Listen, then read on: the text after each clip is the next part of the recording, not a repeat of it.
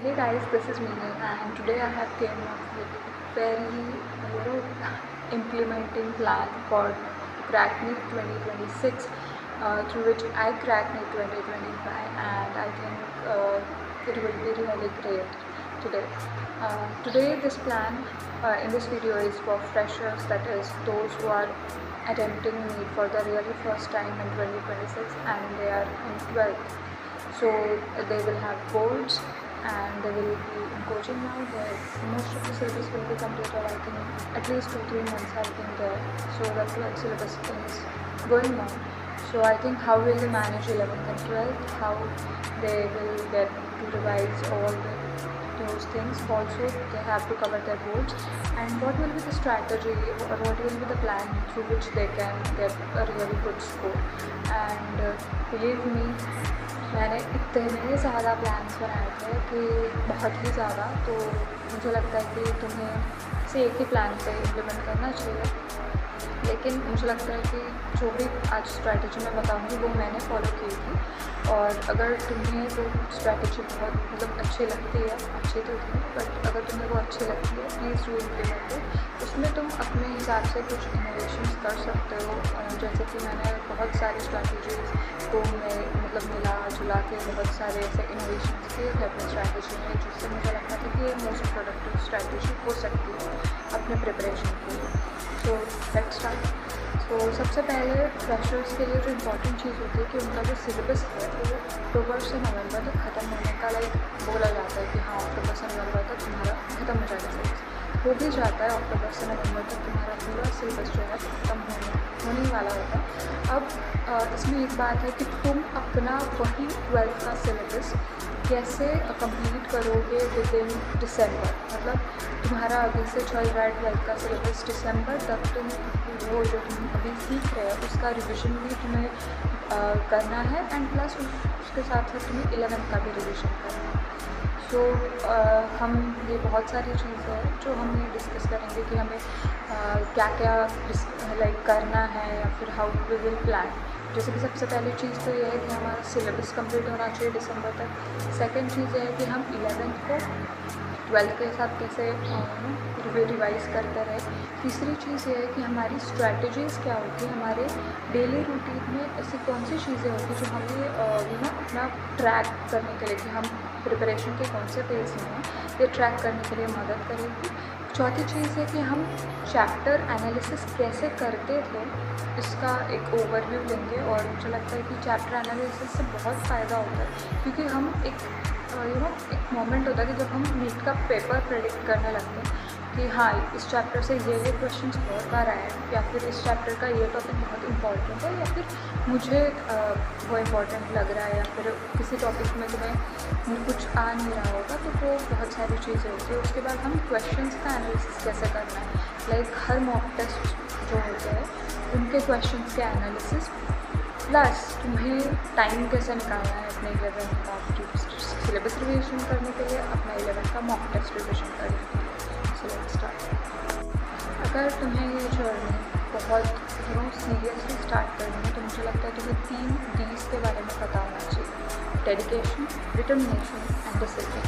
ये 3 चीज़ें तुम्हें पूरे साल इतनी अच्छे से अपने पास रखनी है कि जितना तुम अपना फ़ोन भी ना रखो, तो फ़ोन से ज़्यादा पास तुम्हें ये 3 Ds होना चाहिए। अगर तुम्हारे पास ये 3 Ds है तो मुझे लगता है you are definitely going to crack NEET. और मुझे लगता है कि गिव अप नहीं करना है कभी भी कि आज नहीं हुआ तो कल नहीं होगा। You should try and then you will learn how to implement all this things. So सबसे पहला हमारा जो टॉपिक है वो है कि सिलेबस कंप्लीशन। हमारा अक्टूबर नवंबर तक टीचर्स सिलेबस कंप्लीट कर देते हैं हर कोचिंग। सो हम अपना सिलेबस दिसंबर तक कैसे कंप्लीट करेंगे। सबसे पहली चीज़, तुम्हें अपना जो डेली रूटीन है उसमें आज जो पढ़ाया वो आज ही पढ़ना है, उसका मैक्सिमम उसका 75% जो कोर है वो तुम्हें आज ही सीखना है। टेक एन एग्जाम्पल कि तुम्हारा कोई एक टॉपिक आज पढ़ा के हुआ है, वो टॉपिक तुम्हें घर जाके उसका 75% पार्ट पढ़ लेना है। मतलब तुम्हारे पास सिर्फ वो 25% पार्ट बच जाएगा, जो तुम अक्टूबर नवंबर के बाद जब तुम्हारा सिलेबस ख़त्म होगा तब तुम एक एडिशनल एड्स के लिए करोगे। तो मुझे ऐसा लगता है कि तुम बहुत सारी चीज़ें अभी से करना स्टार्ट करो। तुम्हारा जब भी मॉक टेस्ट आने वाला है उस पर्टिकुलर टॉपिक का, तो उसके दौरान तुम 75% को 100% तक ले जा सकते हो कि हाँ ये टॉपिक बहुत अच्छा है मेरा और मुझे इसे और अच्छा करना है। तो मुझे लगता है तुम्हारा सिलेबस अगर तुम अभी रोज़ जैसे सिखा रहे हैं वैसे तुम रोज़ उसको टाइम दे रहे हो, तो मुझे लगता है कि हो जाएगा। लाइक सिलेबस उनके साथ ही मैक्सिमम ख़त्म होता रहता है। थोड़ा बहुत आगे हमें और थोड़े 20-30 दिन लगते हैं, लाइक महीना और लगेगा हमें कंप्लीट करने के लिए अपना सिलेबस। तो अगर वो लोग अक्टूबर नवंबर तक ख़त्म कर रहे हैं तो हमें दिसंबर तक ख़त्म हो जाता है। मतलब मेरा हो गया था दिसंबर तक ख़त्म syllabus. Okay, so our second topic is हमें 11th का रिविजन अभी हमारे जो ऑन गोइंग सिचुएशन है उसके साथ कैसे टच में कैसे रहना अपने 11th के सिलेबस से।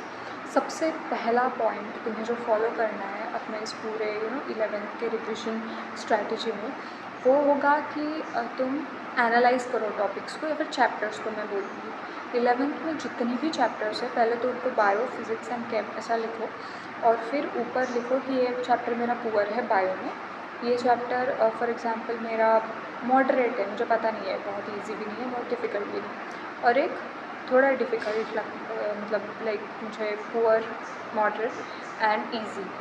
तो अब तुम वो चैप्टर्स लिख लो अपने उस शीट पे।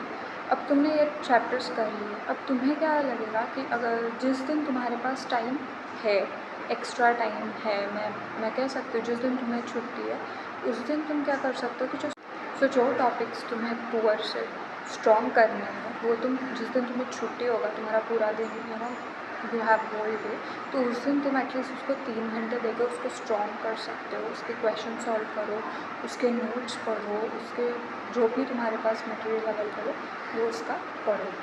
दूसरी चीज़ है जिस दिन तुम्हारे पास टाइम कम है, फॉर एग्ज़ाम्पल तुम अपने 11th के रिविजन को सिर्फ आधा से 1 घंटा दे पा रहे हो, उस टाइम पे तुम ईजी चैप्टर्स करो। फॉर एग्ज़ाम्पल कि ईजी चैप्टर्स में कौन सा चैप्टर आता है, cell the unit of life और cell cycle and cell division. तो ये जो छोटे छोटे चैप्टर्स हैं तुम्हें लगता है कि ईजी चैप्टर्स है बायो के या फिर फिज़िक्स में भी जो छोटे चैप्टर्स होते हैं वो, तो उन चैप्टर्स को तुम उस टाइम करो जब तुम्हारे पास वक्त कम है लेकिन तुम्हारा रिविजन हो रहा है। तो ऐसा भी नहीं होना चाहिए कि तुम बिल्कुल ही 11th का तुम्हें पता नहीं है कि क्या था क्या नहीं था, पूरा ऐसे भूल नहीं जाना है। तो मुझे लगता है you should be in touch with your 11th। थोड़े क्वेश्चन सॉल्व किया करो, 20 से 25 क्वेश्चन भी अगर तुम आधे घंटे में सॉल्व कर लेते हो ईजी टॉपिक्स को तो इट्स वेल एंड गुड। और उसके बाद मुझे ऐसा लगता है कि जो मॉडरेट वाले हैं वो उस टाइम करो जिस टाइम तुम्हारे पास थोड़ा ज़्यादा समय हो। मतलब 3 घंटे तुम नहीं दे सकते, 1 घंटे से थोड़ा ज़्यादा समय हो तो तुम मॉडरेट चैप्टर्स को उठाया करो और तुम उसमें टॉपिक्स ढूंढो कि इस टॉपिक में मेरे को प्रॉब्लम हो रहा है, तो ये टॉपिक की वजह से मेरे को ये डिफ़िकल्ट लग रहा है, या ये टॉपिक की वजह से मेरे को ये कुछ ज़्यादा ही डिफ़िकल्ट लग रहा है, तो तुम ऐसे कर सकते हो। उसके बाद मुझे लगता है कि MCQs कितने सॉल्व करने चाहिए। अगर इजी है तो 40-50, अगर हार्ड या फिर डिफ़िकल्ट है तो मुझे लगता है कि टाइम के अकॉर्डिंग तुम अपना देख लो, तुम्हारा speed and what ever timing you require, तो उसके अकॉर्डिंग अपना MCQ का नंबर तुम कम ज़्यादा कर सकते हो। जैसे कि मैंने पहले बताया, अगर तुम्हारे पास टाइम कम है तो आधे घंटे में तुम 20 से 25 क्वेश्चन कर सकते हो, और अगर तुम्हारे पास थोड़ा ज़्यादा टाइम है तो 40 से 50 क्वेश्चन तक हो जाना चाहिए मुझे लगता है। ये जो स्ट्रैटेजी है कि पहले हम नोट्स पहले हम थोड़ा पढ़ेंगे एंड देन क्वेश्चन सॉल्व करेंगे, ये अगले 2-3 महीने के लिए तुम फॉलो करोगे कि 11th का रिविजन कैसे करना है। पहले थोड़े नोट्स पढ़े या फिर उसके कुछ NCERT थोड़ी बहुत मतलब ऊपर से पढ़े। ऊपर से पढ़ने का मतलब ये नहीं होता कि कुछ नहीं पढ़ना। अगर तुम्हें NCERT पढ़ने में बहुत टाइम लग रहा है, लेकिन तुम एक एक लाइन एकदम धीरे धीरे पढ़ते हो, तो मुझे लगता है कि तुम्हें ऑडियो बुक्स का सहारा लेना चाहिए। मैं स्टार्टिंग से ऑडियो बुक्स करती थी, लाइक तुम कोई और पढ़ रहा है और तुम कर रहे हो। इससे क्या होगा कि तुम्हारे सबकॉन्शियस माइंड में ये जो मेमोरी है वो स्टोर होती जाएगी, और दूसरी चीज़ ये होगी कि तुम्हारा वो NCERT पढ़ के हो जाएगा। जिससे तुम 2 घंटे लगाते हो पढ़ने के लिए, वो लोग उसको 1 घंटे में कंपाइल कर देते। 2x पे पढ़ोगे तो 40 मिनट में ख़त्म हो जाएगी। तो दैट्स इट। मुझे लगता है। और उसके बाद यानी जुलाई अगस्त सितंबर तक तुम ये फॉलो करो, और फिर अक्टूबर नवंबर में जब तुम्हारे पास 12th का भी सिलेबस तब थोड़ा बर्डन होना फील होता है, बर्डन ऐसा लगने लगता है, तब तुम पहले MCQ सॉल्व किया करो एंड देन नोट्स पढ़ोगे।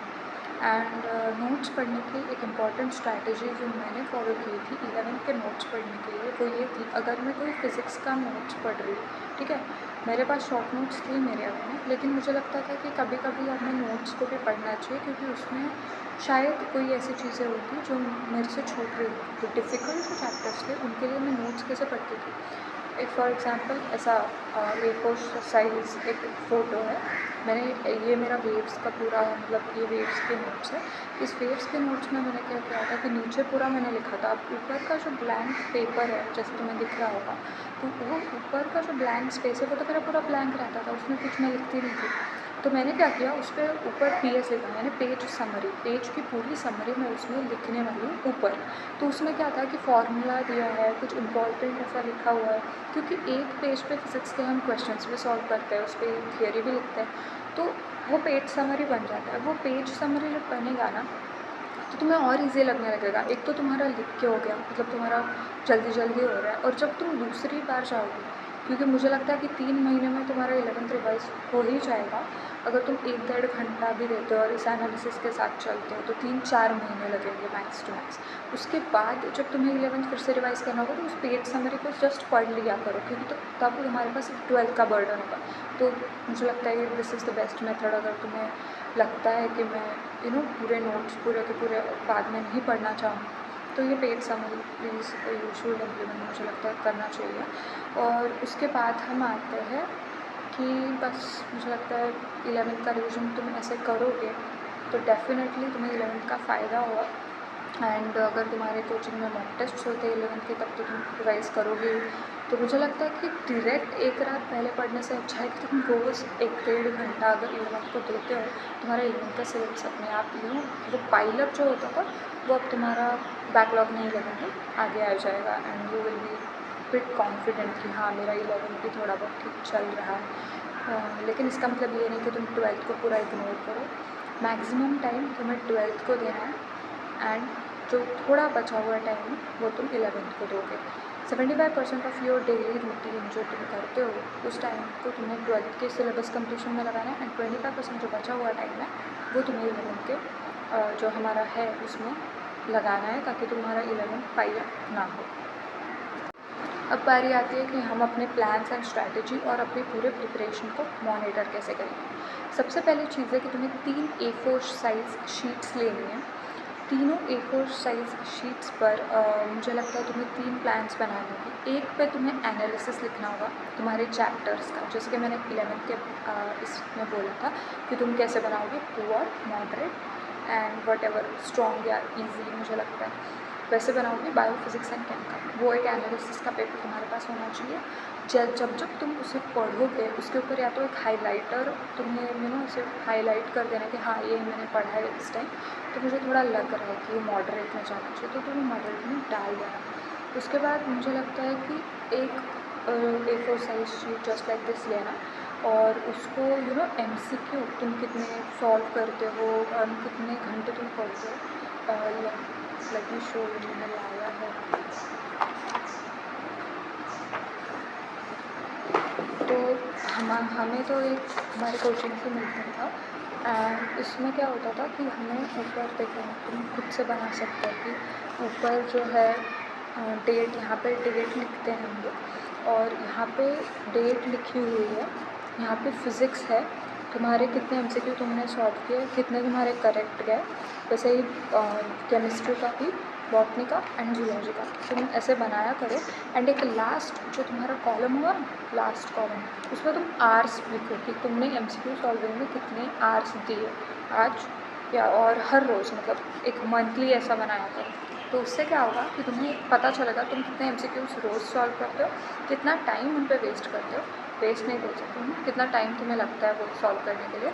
एंड दूसरी चीज़ तो ये है कि क्या मतलब तुम्हारा एनालिसिस होगा, अगर तुम्हारा MCQ का नंबर बढ़ रहा है लेकिन टाइम कम हो रहा है, डिपेंडिंग कि डिफ़िकल्टी लेवल कितना है। तो मुझे लगता है उससे काफ़ी ज़्यादा मॉनिटर हो जाएगा। उसके बाजू में तुम टोटल आवर्स जितना तुम पढ़ रहे हो वो भी ऐड कर सकते हो। और जो थर्ड होगा वो होगा कि चैप्टर्स का एनालिसिस। जैसे कि मैंने बोला, मैंने चैप्टर का एनालिसिस मतलब अब तुम 12th पढ़ रहे हो, तुम्हारा स्टार्टिंग का चैप्टर जो आएगा जूलॉजी में वो होगा human reproduction and reproductive health, हो गया रहेगा अभी तक। तो अगर मुझे इस चैप्टर का एनालिसिस करना है तो मुझे लगता है जैसा मैंने इस फोटो में लिखा है ना, वैसे तुम चैप्टर का एनालिसिस कर सकते हो। इसका मतलब क्या करना है, तुम्हें PYQs देखना है। तुम्हारे पास PYQs होंगे, आई नो, मतलब कहीं से भी तुम्हें PYQs मिल जाएंगे, बहुत सारे सोर्सेस हैं।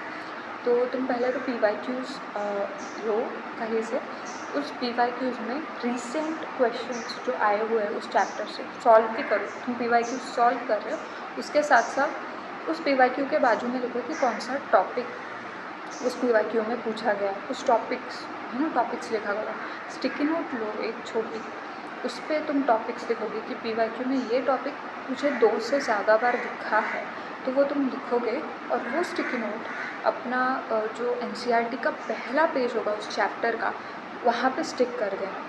एंड उससे फ़ायदा क्या होगा कि जब भी तुम्हें NCERT लास्ट एंड मोमेंट पे मॉक टेस्ट के या फिर नीट के दिन में अगर तुम्हें उस चैप्टर से पढ़ना होगा जो चैप्टर बहुत इंपॉर्टेंट है, तो मुझे लगता है तुम वही टॉपिक्स पढ़ के आओगे, क्योंकि उससे ज़्यादा क्वेश्चन आ रहे हैं। तो ऐसा अगर तुम चैप्टर एनालिसिस करते हो तो मुझे लगता है कि it will be more helpful, तुम्हारा टाइम बचेगा। दूसरी चीज़, जो तुम्हारे most of the topics hard लगते हैं लोगों को, तो बार बार पढ़ने से वो टॉपिक्स और अच्छे हो जाएंगे, इम्प्रूवमेंट दिखेगा। एंड तुम्हारे मुझे लगता है इससे तुम्हारे 50 to 100 मार्क्स एकदम बूस्ट होने के भी चांसेस है। क्योंकि मेरे स्टार्टिंग में नहीं आ रहे थे, बीच बीच में मेरा बहुत डिग्रेडेशन चल रहा था, मैं बोल सकती हूँ। क्योंकि बीच में जब मैं ये चैप्टर एनालिसिस नहीं कर रही थी तो लास्ट में सब लोग नहीं करते, लेकिन मैं एक एवरेज स्टूडेंट थी, मेरे को हर चीज़ पढ़ने का मतलब उतना ये नहीं था। तो मैं इससे मेरा जो स्कोर है वो अराउंड 50 to 100 मार्क्स बढ़ जाता है अगर तुम ये करते हो तो। मैंने ये लास्ट में करा था, लेकिन तुम अगर अभी से जब तुम पढ़ रहे हो तब से अगर तुम करोगे तो आगे वाला टाइम तुम्हारा डेफिनेटली बचेगा, जिसकी वजह से मुझे लगता है कि तब तुम और अच्छे से उसको पढ़ भी चुके होंगे, तो it will be really helpful to you. हर चैप्टर में क्वेश्चंस एनालिसिस भी होना चाहिए। इसका मतलब क्या होता है कि फॉर एग्जांपल मैंने कोई एक चैप्टर पढ़ा है, लेट्स से मॉलिक्यूलर बेसिस, बहुत टफ चैप्टर होता है, सबको टफ जाता है, तो डोंट वरी। लेकिन इस चैप्टर में फॉर एग्जांपल मुझे क्वेश्चंस कैसे मिलते हैं, असर्शन रीज़न के क्वेश्चंस मिलते हैं। और असर्शन रीज़न के क्वेश्चंस में क्या होता है, उल्टा करके पूछते हैं। मतलब कभी कभी कुछ और ही पूछते हैं लेकिन उल्टा करते हैं, जिस जो असर्शन होना चाहिए वो रीज़न है, जो रीज़न होना चाहिए वो असर्शन है। ऐसे क्वेश्चंस में बहुत लोग फंसते हैं। तो तुम्हें ऐसे क्वेश्चंस उस NCERT के लाइन में ढूंढ के निकालने हैं। जब तुम NCERT पढ़ रहे हो फॉर द फर्स्ट और सेकेंड टाइम, 2 टाइम जब तुम NCERT पढ़ रहे होते हो, बहुत कीनली पढ़ना होता है NCERT को। ऐसे पढ़ो कि तुम उसमें से क्वेश्चंस निकालने वाले हो। थर्ड फोर्थ टाइम जब तुम जाते हो, तुम ऑडियो बुक के साथ पढ़ोगे तो तुम जस्ट अपने माइंड को समझा रहे हो कि ये मैं पढ़ चुकी हूँ, पहले तुम ऑलरेडी कर चुके हो वो सब कुछ।